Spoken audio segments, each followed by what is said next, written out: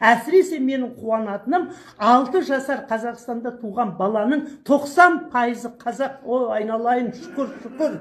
Енді бір 10 жылдан кейін орысша сөйлегенді кәдімгі жақтырмайтын қазақ келеді дүниеге. Егер бүгін аналардың бәрі қазақша сөйлесе, баласының бәрін қазақ мектебіне апарса, айналып кетейіндер, балаларыңды орыс тіліндегі мектепке бермеңдер. Әкесін, шешесін қарттар үйіне тапсыратынның 99% орыс тілінде оқыған балалар деп Қазбек Исаның мақаласы бар. 99%. Мен өзім куә болған бір кісіні айтайын. Алматыда үлкен бір сауда үйінің 30 жыл директоры болған апай Евразия телеарнасында Пендеміз ғой деген хабарға келді. Мен соған сарапшы болып бардым. Сонда апай 30 жасында жесір қалған бір ұлменен. Енді алматылықтардың бәрі баласын орыс класында оқиды, баласы орыс класында оқыған, орыс класын бітірген қызға үйленген. О кісі пенсияға шыққанда келін холодильникке жазып қояды екен: "Әй, ит, ашпа тоңазытқышты" деп. Сөйтіп сол кісіні қарттар үйіне апарып тапсырған.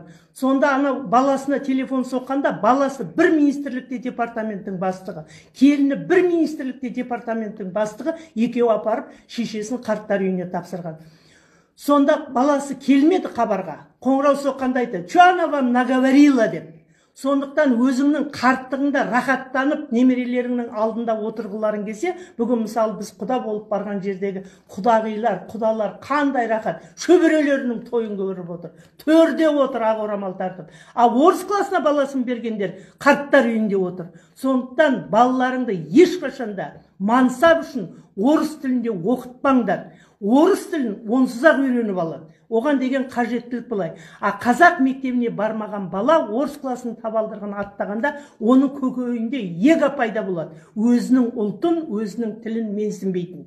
Сондықтан адасып балаларыңды орыс класына апармаңдар. А қазақ класына барған бала, ол қазақшаны да біледі, орысшаны да біледі, ағылшынды. Мысалы, Димаш Құдайберген. Димаш Құдайберген сияқты балалар қазір жеткілікті. Ол енді әнші болғаннан кейін жұртқа таралып кетті. Сонымен бірге оққан қазақ мектебінде бітірген балалар қазақша да сайрап тұр, орысша да сайрап тұр, ағылшынша да сайрап тұр. Сондықтан бүгінгі күні баласын орыс класына бергенде, мақұл, балаң ағылшынша оқып $10,000 алатын айлық тапсын.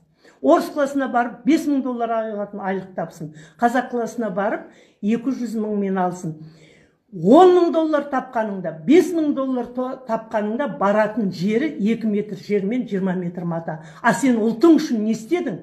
Абай өзінің 38-ші қара сөзінде айтады: "Өзің үшін өмір сүрсең, өзі үшін өмір сүрген айуанның бірісің" дейді. Ұлтың үшін өмір сүрсең, онда сен Алла сүйген құлсың дейді. Алла сүйген құл бол. Бұл жерде қанша бай болғаныңмен еш нәрсені алып кетпейсің. Иман жолдас болады. А имандылық Құдайдың жаратқан тілінде сөйлеген, Құдайдың берген дініне бағынған, Құдайдың берген мәдениет, әдебиет, тарихын оқыған. Сондықтан айдың ашығында адаспаңдар, айналайын.